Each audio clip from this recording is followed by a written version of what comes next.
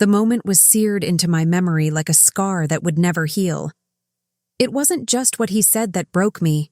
It was how he said it, the cold indifference in his voice, the complete lack of hesitation.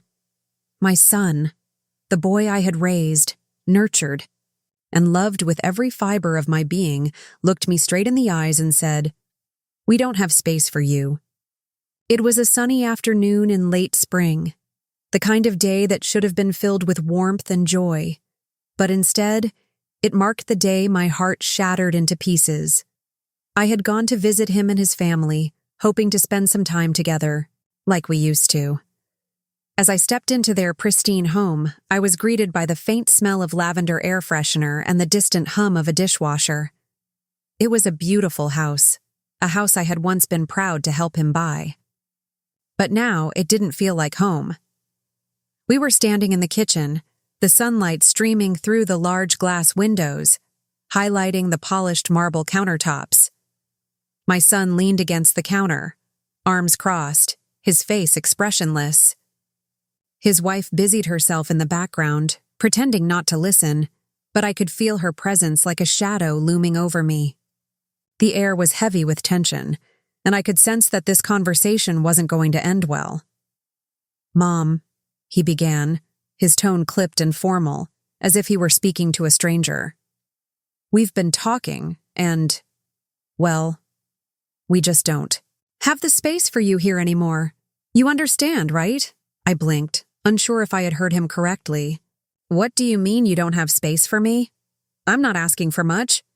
Just a small room, a corner." My voice cracked, and I hated myself for sounding so desperate. He sighed, as if I was the one being unreasonable. "It's just not practical, Mom. We have the kids and they need their space.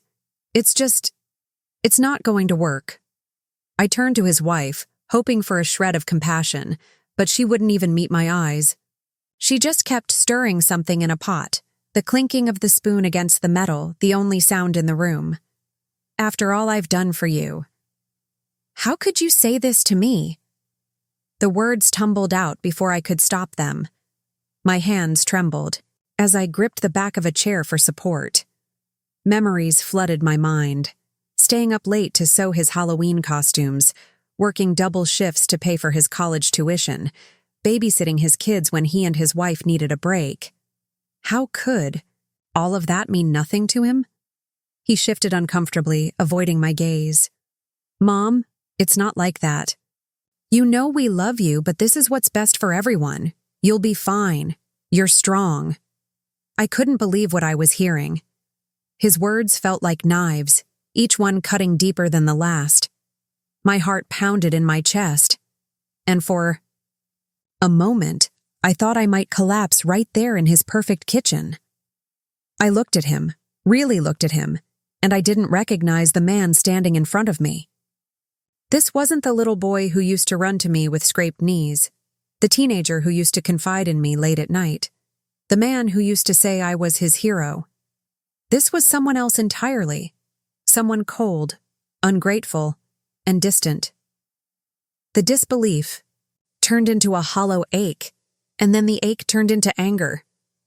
I didn't say anything else. What was there to say?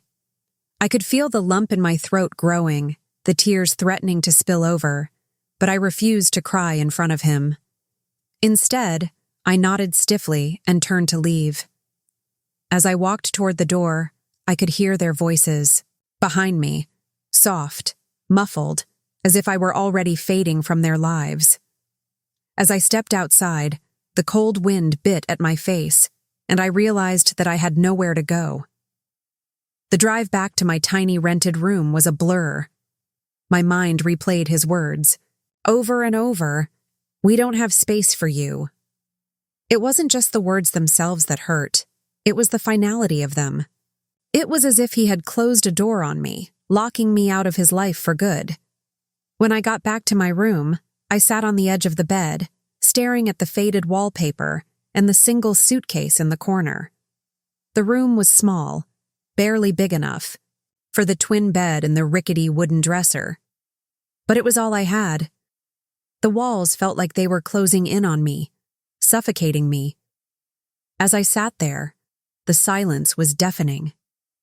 I could hear the faint sound of children laughing outside, the distant hum of a car engine, and the creak of the floorboards as I shifted my weight. But inside, it was quiet. Too quiet. And then, as if to mock me, my mind conjured up the sound of their laughter.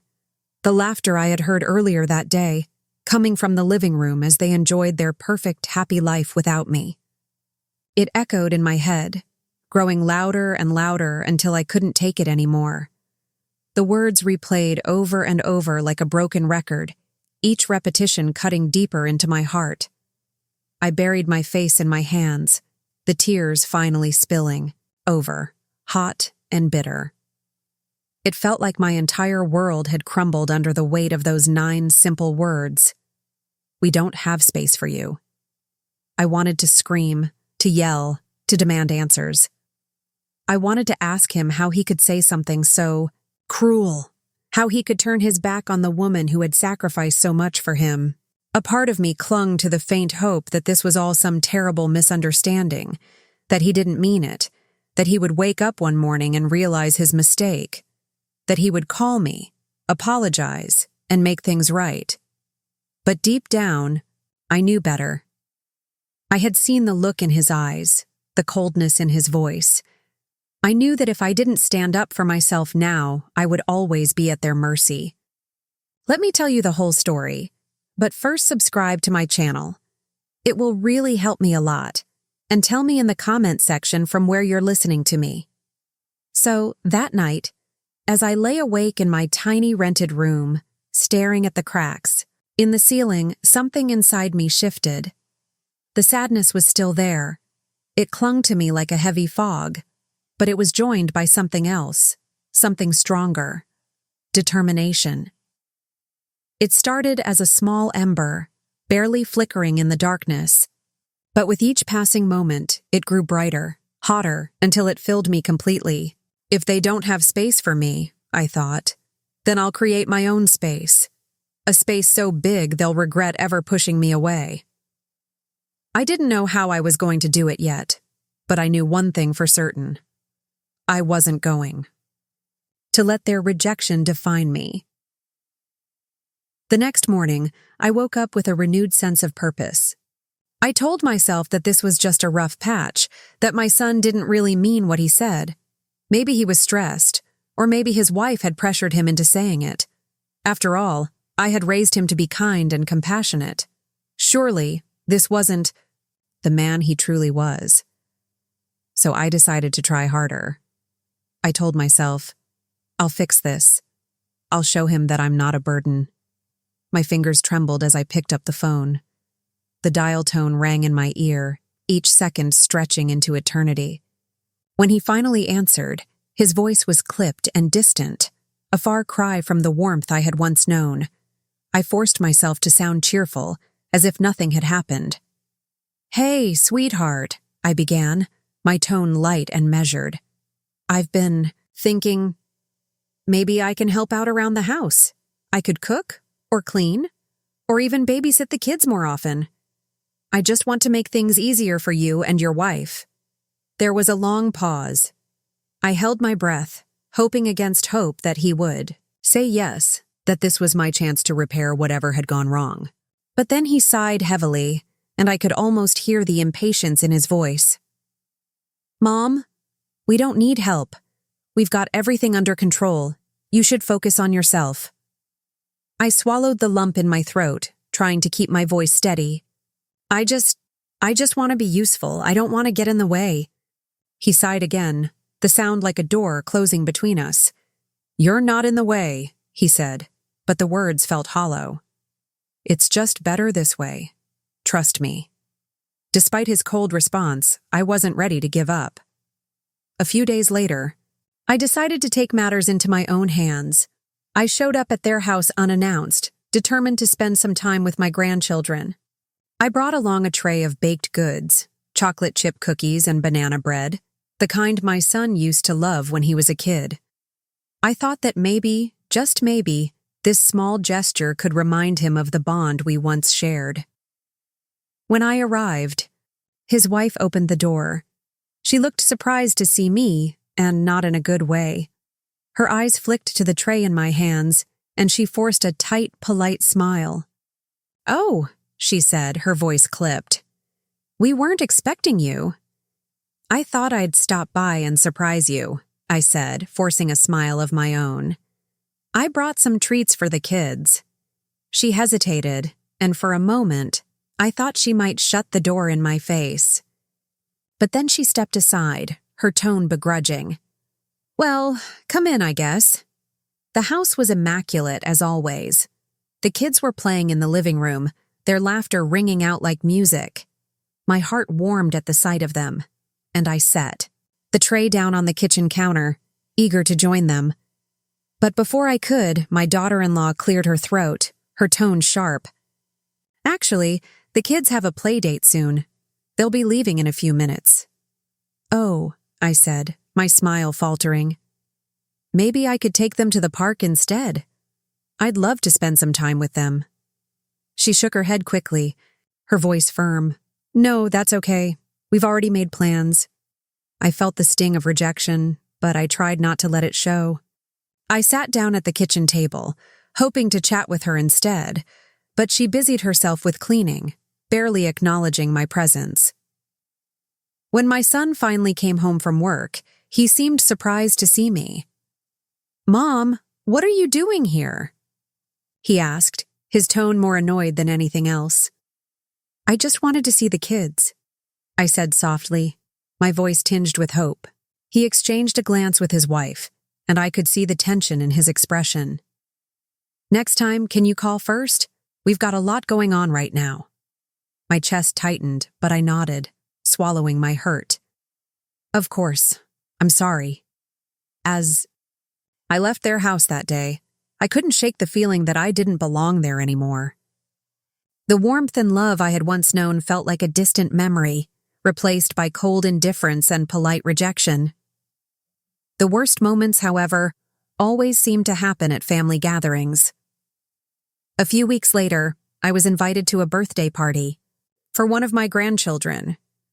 I thought perhaps this would be an opportunity to reconnect with my son and his family, to mend the broken ties between us. But when I arrived, the house was already bustling with activity. There was laughter, music, and chatter filling the air, but none of it was directed toward me. I tried to join in, to find a place among the crowd. But every time I approached a group, the conversations would falter, and I'd be met with awkward smiles. It was as if I were invisible, or worse, unwelcome. At one point, I overheard my daughter-in-law speaking to one of her friends, her voice dripping with disdain. "She's just so old-fashioned," she said, as if I weren't standing just a few feet away. "I mean, I get that she's trying to help, but sometimes it's just too much, you know?" Her friend laughed, the sound sharp and cutting. "I can't imagine having my mother-in-law around all the time. That must be exhausting." I felt my cheeks flush with humiliation. I wanted to leave, to walk out the door and never look back. But I stayed, sitting quietly in a corner, pretending not to hear, pretending that the sting of their words didn't cut as deeply as it did. That night, as I lay awake in my tiny room, staring at the cracks in the ceiling once more, I felt the sadness wash over me like a tidal wave. But this time it didn't drown me. This time it fueled me. If they don't have space for me, I thought, then I'll create my own space. And with that, the ember of determination that had flickered inside me burst into flames. My journey was just beginning. Laughter and chatter filled the air as relatives and friends mingled, enjoying the celebration. I spotted my son across the room, but he didn't come to greet me. Instead, he seemed preoccupied, laughing and talking with his wife's family. I tried to join in, but every time I approached a group, the conversation would falter, and I'd be met with awkward smiles. It was as if I were invisible, or worse, unwelcome. At one point, I overheard my daughter-in-law talking to one of her friends. She's just so old-fashioned, she said, her voice dripping with disdain. I mean, I get that she's trying to help, but sometimes it's just too much, you know. Her friend laughed. I can't imagine having my mother-in-law around all the time. That must be exhausting. I felt my cheeks burn with humiliation. I wanted to leave, but I didn't want to cause a scene, so I stayed, sitting quietly in a corner, feeling like an outsider in my own family. The days that followed were some of the loneliest of my life. My son stopped calling, and whenever I tried to reach out, he always seemed too busy to talk. One evening, I sat alone in my tiny room staring at the family photo on my dresser. It was taken years ago, back when things were simpler, back when we were happy. My son was just a boy in that photo, grinning from ear to ear as he held my hand. I traced my finger over his face, tears streaming down my cheeks. How did it come to this? I whispered to the empty room. I tried to find comfort in small things, reading books, going for walks, baking, but nothing could fill the void. The silence was deafening, and the loneliness was suffocating. There were nights when I lay awake, staring at the cracks in the ceiling, wondering if I had done something wrong. Had I been too overbearing? Too involved? Or was this just the natural order of things? Children growing up and leaving their parents behind? But deep down, I knew this wasn't normal. This wasn't how a family was supposed to be. The final straw came on a cold winter evening. I had spent hours knitting a scarf for my grandson, pouring my heart into every stitch, hoping it would be a thoughtful Christmas gift that might show how much I still cared. When I finally handed it to him, his face lit up with excitement, just for a moment. But before he could say anything, my daughter-in-law stepped in, her voice sugary, but her eyes dismissive. "Oh, sweetie," she said, taking the scarf from his hands with a practiced smile. "Why don't we save this for later? Grandma worked hard on it." Her words were polite, but her tone was dismissive, and she quickly set the scarf aside, as if it were something to be forgotten or hidden away. I stood there, feeling invisible, my gesture of love reduced to just another inconvenience.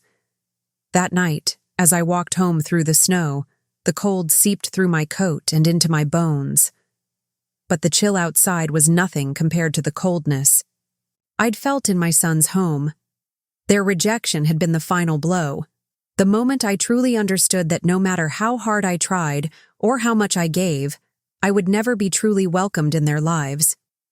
The snowflakes stung my face, mingling with hot tears I couldn't hold back. Every step felt heavier, weighed down by all the moments of humiliation, the polite rejections, the way my attempts to belong were always pushed aside.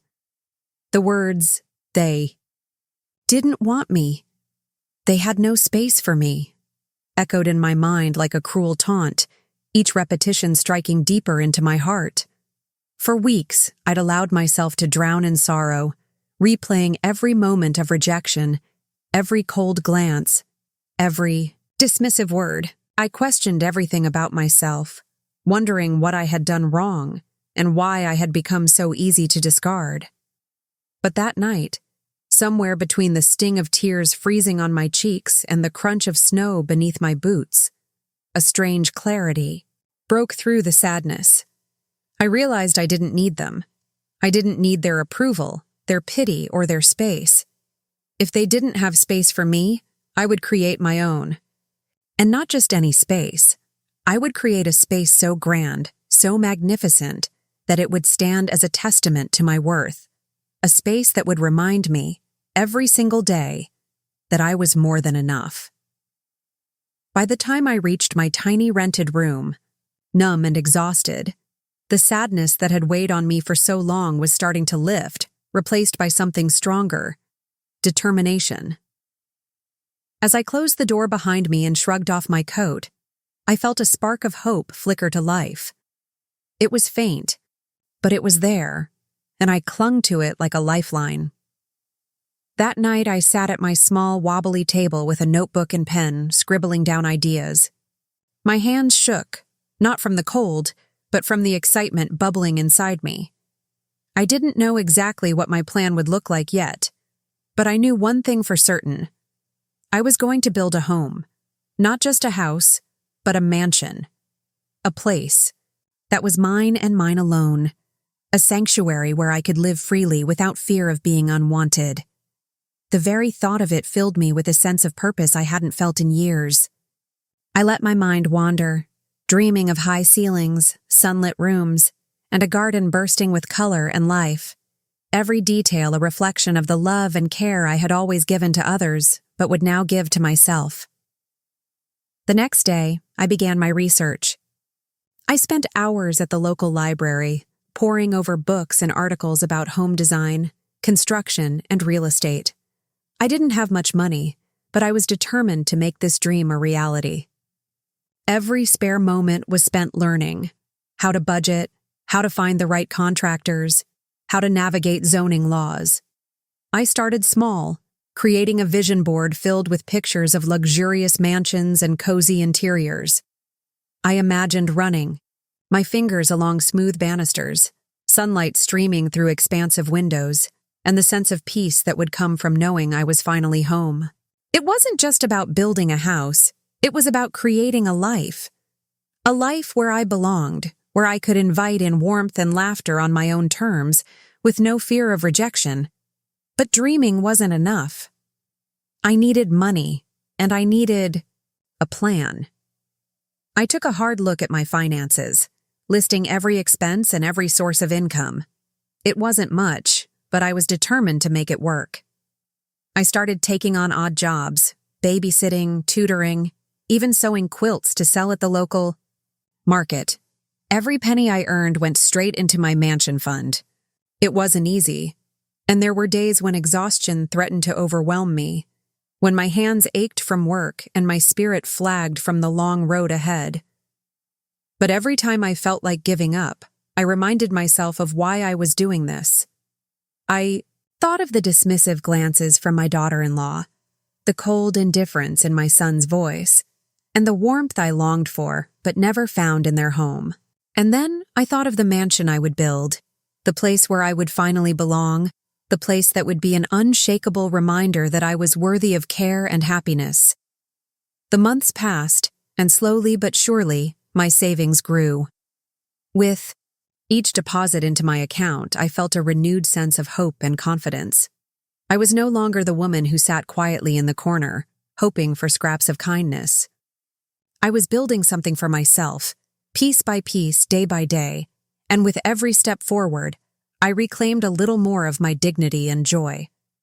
The mansion in my dreams began to take shape, not just in sketches and plans, but in my heart, where I was learning at last to make space for myself. I was taking control of my life, one step at a time.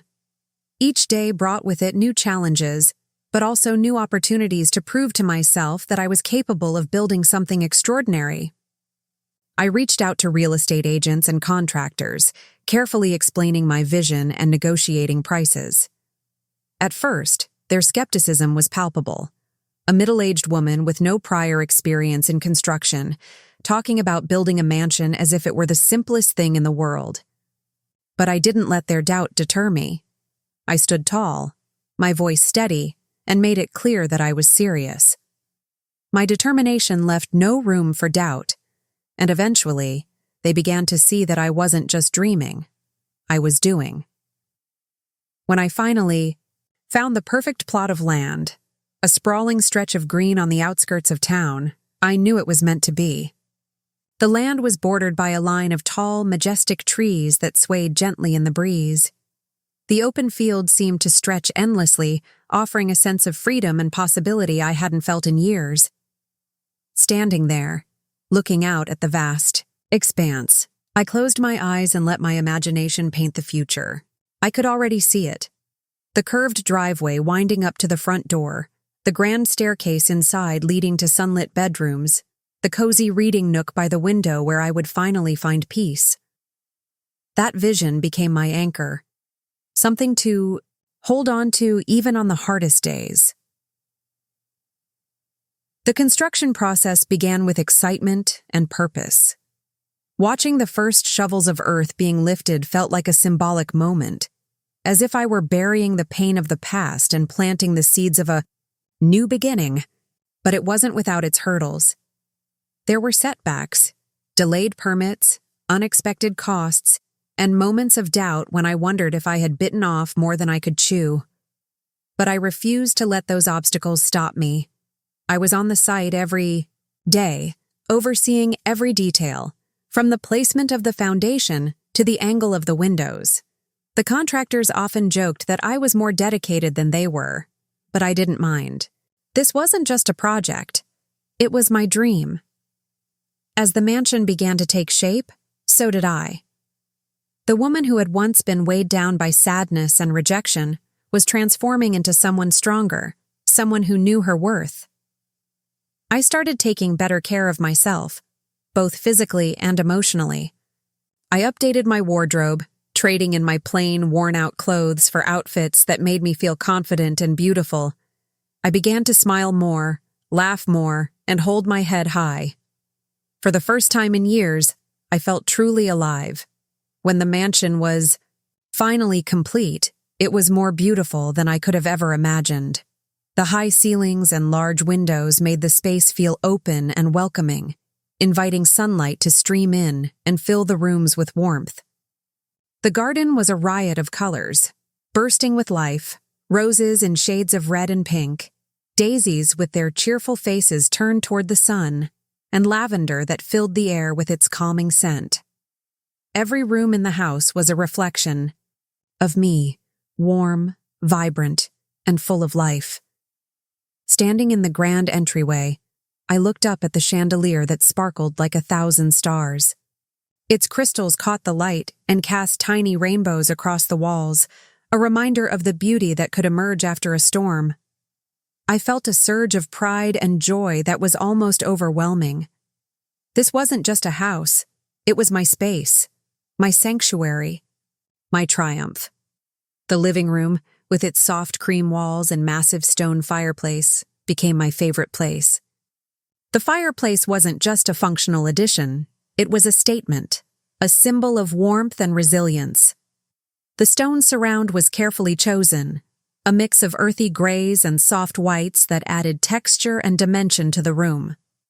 The mantel, made of reclaimed wood with a natural finish, brought a sense of history and character that made the space feel alive. I could already picture myself sitting there on cold winter nights, wrapped in a blanket with a good book, the crackle of the fire keeping me company. The glow of the flames would dance across the walls, casting flickering shadows that added to the room's sense of comfort and belonging. The kitchen, though, was my pride and joy. I spared no expense in outfitting it with state-of-the-art appliances that combined functionality with beauty. The marble countertops gleamed under the soft glow of pendant lights, their veined patterns adding a touch of luxury to the space. The sleek stainless steel fridge stood tall, its surface reflecting the light and making the room feel even more expansive. At the center of it all was a massive island, its surface large enough to hold a feast. This was where I imagined myself, baking cookies and banana bread again, not for anyone else, but for me. The kitchen wasn't just a place to cook. It was a place to create, to experiment, and to rediscover the joy in nurturing myself. Upstairs, the bedrooms were designed to be both spacious and cozy. My master suite, in particular, became a haven of tranquility. The four-poster bed was draped in soft linens, their creamy tones complementing the warm wood of the frame. A private balcony overlooked the garden, offering a view that was nothing short of breathtaking.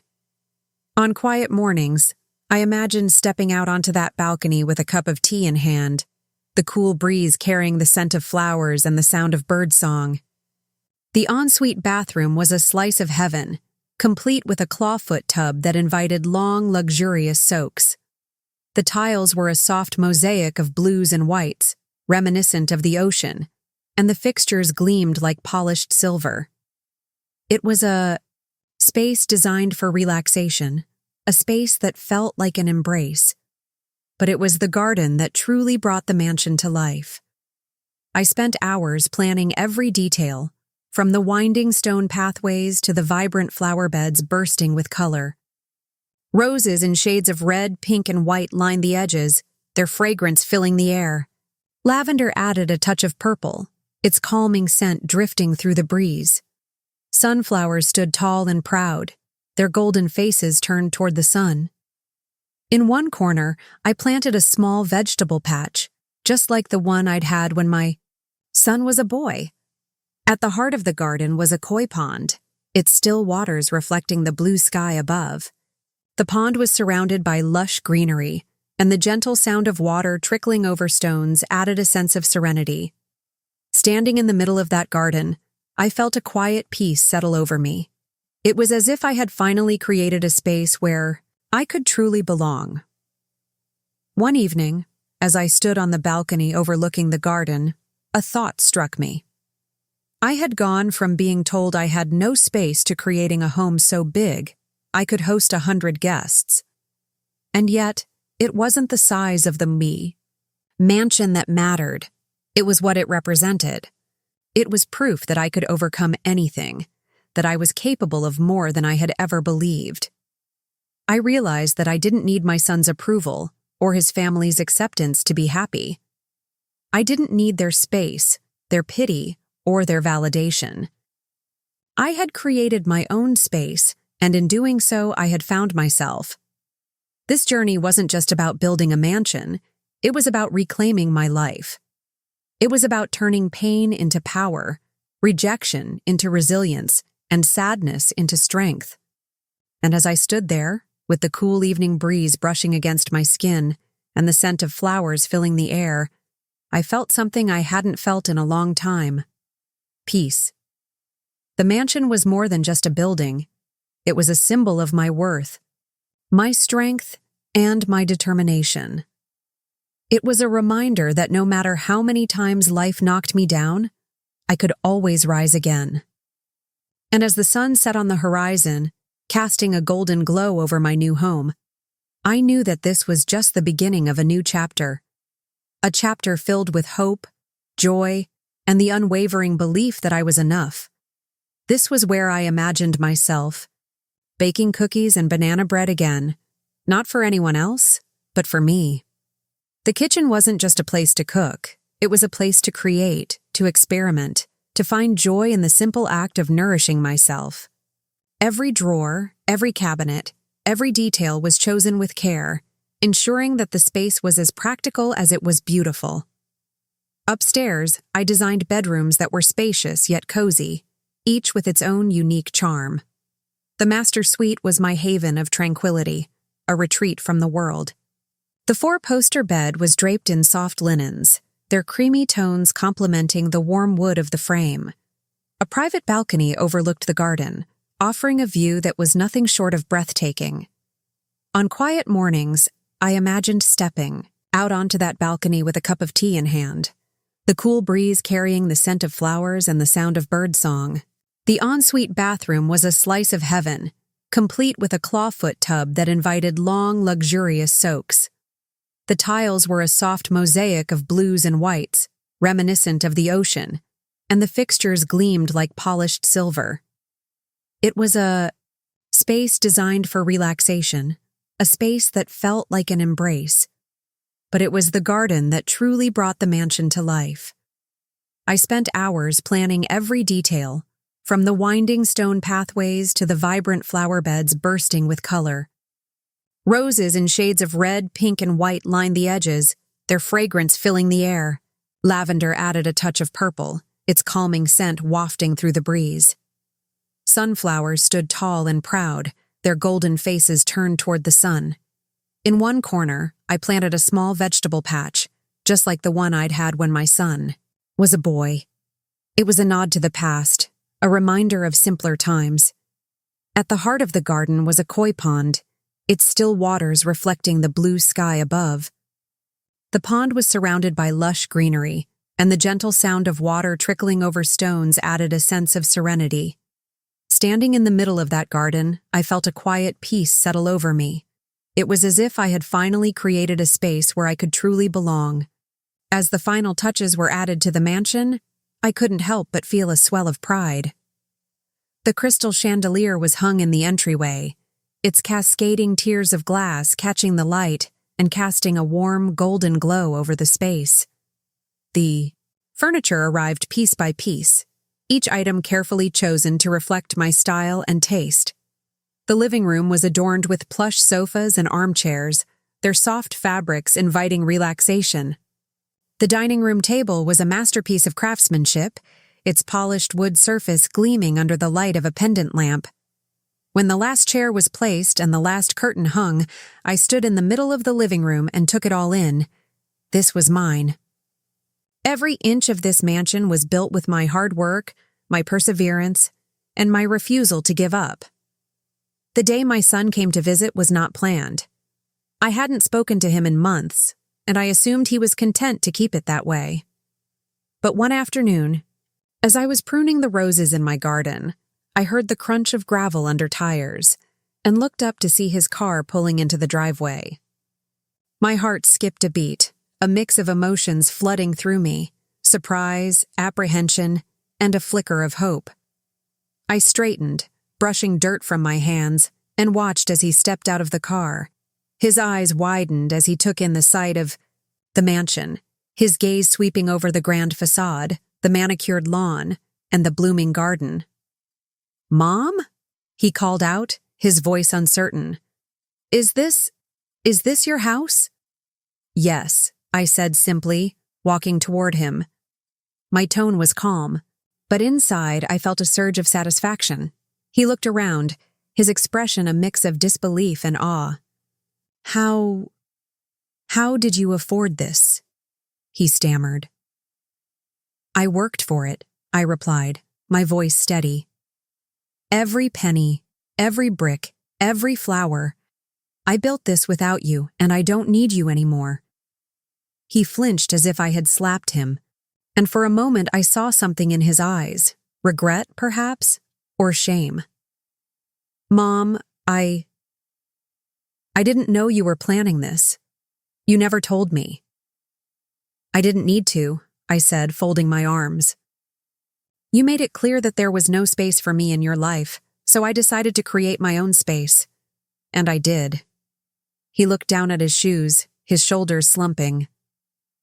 "I didn't mean to hurt you," he said quietly. I thought you'd be fine. I thought you didn't need me." "Maybe I didn't," I said, my voice softening just slightly. "But that doesn't mean it didn't hurt. You pushed me away and I had to find my own way. And I did. Look around, son. I'm fine now. More than fine." He nodded slowly, his gaze sweeping over the mansion once more. It's beautiful," he admitted. "Thank you," I said, a small smile playing at my lips. "It is." I didn't invite him inside. I wasn't ready for that yet, and I wasn't sure if I ever would be. But as he got back into his car and drove away, I felt something lift from my shoulders. For the first time in years, I felt truly free.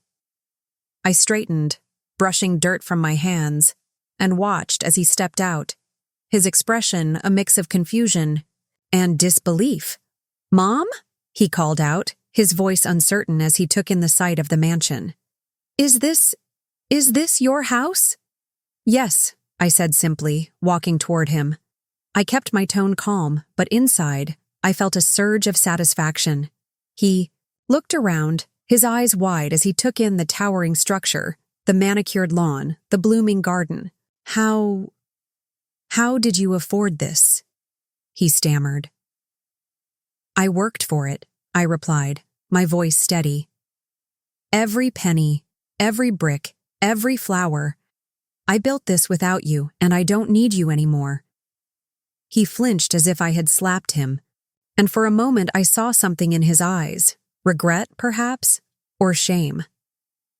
"Mom, I didn't know you were planning this. You never told me." "I didn't need to," I said, folding my arms. You made it clear that there was no space for me in your life, so I decided to create my own space. And I did. He looked down at his shoes, his shoulders slumping. I didn't mean to hurt you, he said quietly. I thought you'd be fine. I thought you didn't need me. Maybe I didn't, I said, my voice softening just slightly. But that doesn't mean it didn't hurt. You pushed me away, and I had to find my own way. And I did. Look around, son. I'm fine now. More than fine. His expression softened as he nodded slowly, his gaze sweeping over the mansion once. More. It's beautiful, he admitted, his voice barely above a whisper. Thank you, I said, a small smile playing at my lips, feeling a warmth spread through me at his acknowledgement. It is. I didn't invite him inside. I wasn't ready for that yet, and I wasn't sure if I ever would be. The thought of opening my home to him felt daunting, like exposing a part of myself that had been so carefully crafted. But as he got back into his car and drove away, I felt something lift from my shoulders. For the first time in years, I felt truly free. That evening, as the sun dipped below the horizon and painted the sky in shades of pink and gold, I sat on my balcony and sipped a cup of tea. The air was filled with the scent of roses, and the sound of crickets chirping provided a soothing melody that wrapped around me like a warm blanket. I thought about my son, about the life I had left behind, and about the life I had built for myself. I didn't feel anger or bitterness anymore. Instead, I felt peace. This mansion wasn't just a house, it was a symbol of my journey. It was proof that I could rise above the pain and create something beautiful out of the broken pieces. I leaned back in my chair, watching as the stars began to twinkle in the night sky, each one a reminder of the dreams I had once thought were lost. I had found my place in the world, a place where I could be happy, confident, and free. And as the cool breeze brushed against my skin, I realized that I didn't need anyone else to validate my worth. I was enough, just as I was. The mansion stood tall and proud against the horizon, its grand windows glowing with the soft light of the setting sun. I often found myself standing on the balcony during these quiet moments, gazing out at the garden below, the wind carrying the faint scent of lavender and roses. It had become my favorite spot in the house, a place of reflection, of stillness and peace. The world outside seemed so far away when I stood there, the memories of rejection and heartbreak no longer stinging the way they once had. I had built this life, this space, with my own hands, and for the first time in years, I felt like I truly belonged somewhere. Sometimes, in the stillness of the evening, my mind would wander back to the painful moments that had brought me here. I would think of my son's words, "We don't have space for you," and the way they had cut through me, leaving a wound I thought would never heal. I remembered the countless nights I had cried myself to sleep, the days I had spent trying to prove my worth to people who didn't see it. Those memories were like old scars now, faint and faded, but still a part of me. And yet, they no longer defined me. I had risen above the pain, above the rejection, and I had created something beautiful. This mansion wasn't just a house. It was a testament to my resilience, my strength, and my determination to find happiness on my own terms. Sometimes the people you love the most can hurt you the deepest, but that doesn't mean you can't rise above it. The mornings in my new life were slow and peaceful, a far cry from the chaos I had once endured. I would wake up to the gentle sound of birds chirping outside my window, the sunlight streaming through the curtains and warming the room. I no longer dreaded the start of the day.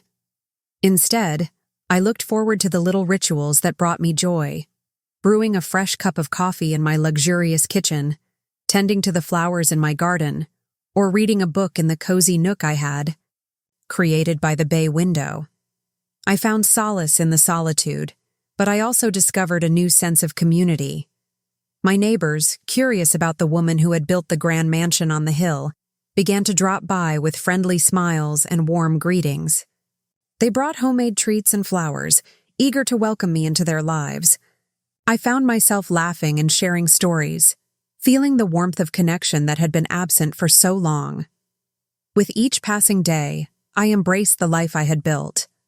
I hosted small gatherings, inviting neighbors over for tea and cookies, filling my home with laughter and conversation. The mansion, once a symbol of solitude, transformed into a hub of friendship and joy. I reveled in the sound of clinking glasses and cheerful chatter, the aroma of freshly baked goods wafting through the air. As I stood in my kitchen, preparing for another gathering, I couldn't help but smile. I had come so far from the woman who had once felt unwanted and unloved. I had created a life filled with beauty, connection, and purpose, and in that moment, I knew that I was exactly where I was meant to be.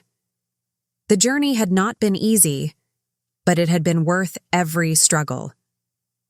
I had learned to embrace my worth, to stand tall in the face of adversity, and to create a life that reflected my true self.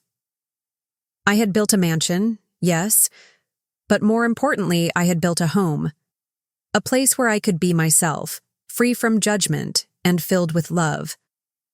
And as I looked around at the vibrant life I had cultivated, I felt a profound sense of gratitude. I was grateful for the pain that had pushed me to grow, for the rejection that had fueled my determination, and for the journey that had led me to this moment. I was finally home. They invited me to join their book clubs, their gardening groups, and their weekend potlucks. For the first time in years, I felt like I was part of something, like I belonged. These were people who saw me for who I was, not for what I could do for them.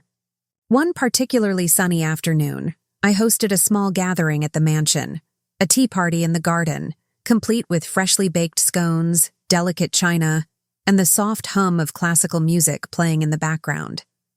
As I looked around at the smiling faces of my new friends, I felt an overwhelming sense of gratitude. This was the life I had always dreamed of, a life filled with warmth, laughter, and genuine connection. There were moments, of course, when I wondered about my son. I wondered if he ever thought about me, if he regretted the way he had treated me, if he missed the bond we once shared. But those thoughts no longer consumed me. I had learned to let go of the anger and the sadness, to accept that some relationships couldn't be saved. It wasn't my responsibility to fix what was broken if the other person wasn't willing to meet me halfway. One evening, as I sat by the fireplace with a cup of tea in hand, I found myself reflecting on the journey that had brought me here. I thought about the struggles I had faced, the tears I had shed, and the strength I had found within myself.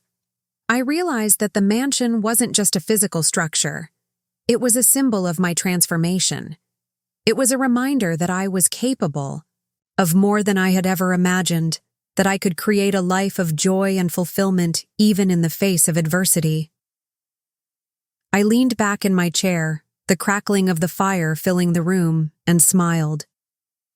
I thought about the people who might be watching, who might be going through their own struggles, feeling like they didn't belong, like they weren't enough.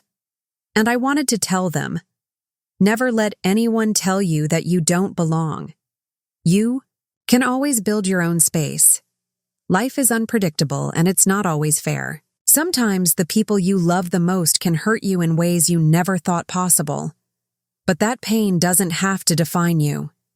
You have the power to rise above it, to take control of your own story, to create a life that brings you happiness and peace.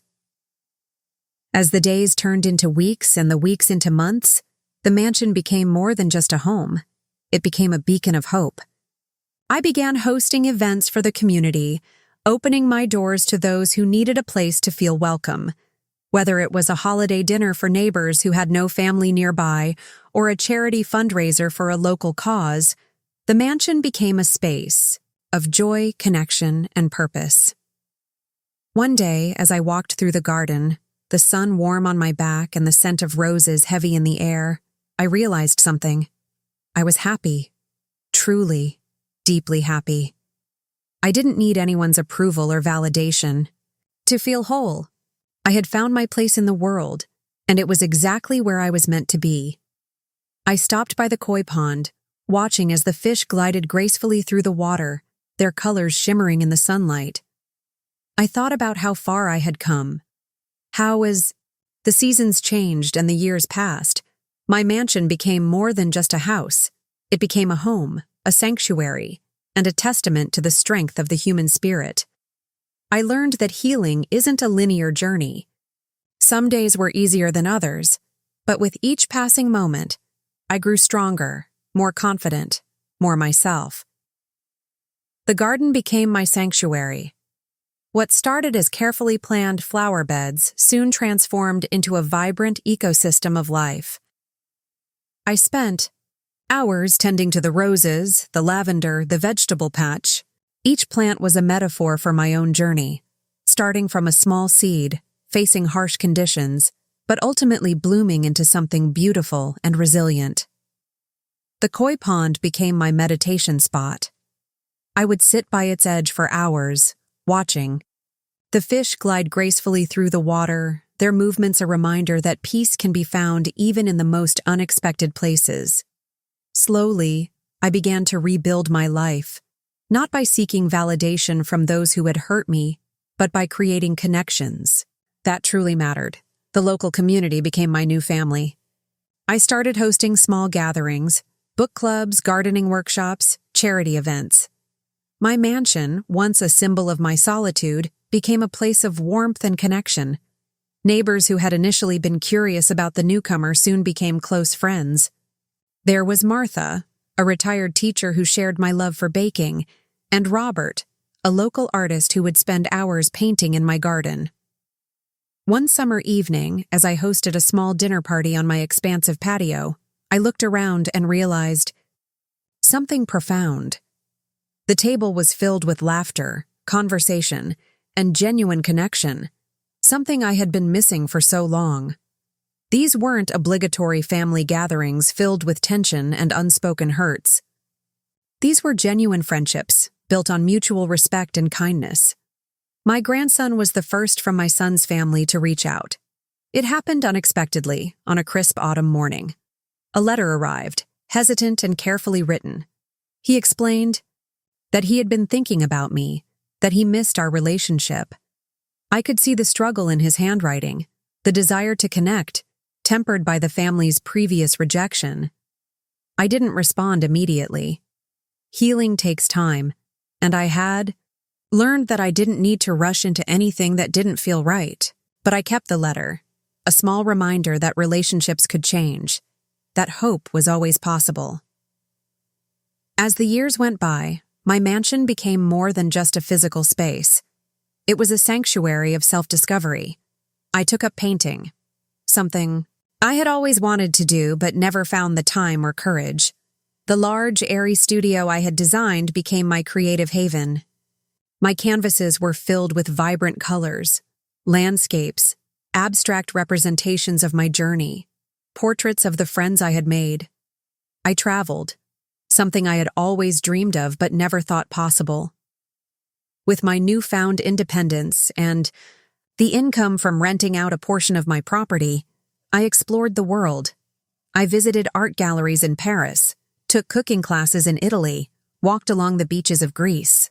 Each journey was a celebration of my newfound freedom, a testament to the life I had built for myself. But it wasn't just about the grand moments. It was about the quiet ones, too. The mornings spent drinking coffee on my balcony, watching the sunrise paint the sky. The evenings spent reading by the fireplace, surrounded by the warmth of my home. The moments of pure, unadulterated peace that I had never known before. One evening, as the sun set and cast a golden glow over my garden, I found myself reflecting on the journey that had brought me here. I thought about the pain, the rejection, the moments of despair. But more importantly, I thought about the strength I had discovered within myself. Sometimes, the people you love the most can hurt you the deepest. I spoke aloud to the empty room, my voice steady and strong. But that doesn't mean you can't rise above it. The words hung in the air, a powerful reminder of my journey. I had not just survived, I had thrived. I had taken the pain of rejection and transformed it into something beautiful, something powerful. My mansion was more than just a building. It was a symbol of resilience, of hope, of the incredible capacity of the human spirit to heal and grow. As night fell and the stars began to twinkle, I made a promise to myself. I would continue to live fully, to love deeply, to embrace every moment of my life. I would not let the pain of the past define my future. Never let anyone tell you that you don't belong, I whispered to myself, looking out over the garden that had become my pride and joy. You can always build your own space. And with that, I smiled, a smile of complete and utter peace, of triumph, of a life reclaimed and reimagined. The mansion stood as a testament to my journey, a beacon of hope, a symbol of strength, and a home filled with love, creativity, and endless possibility. I had not just survived. I had created a life more beautiful than I could have ever imagined. As I closed my eyes, listening to the gentle sounds of the night, the chirping of crickets, the soft rustle of leaves, the distant call of an owl, I knew that this was just the beginning. My story was still being written, and each day was a new opportunity to paint it with courage, love, and unapologetic joy. Thank you for listening me. If this story fascinates you, make sure to hit subscribe button so we can meet again. And comment below your thoughts. I would love to hear from you. Once again, thanks for listening me.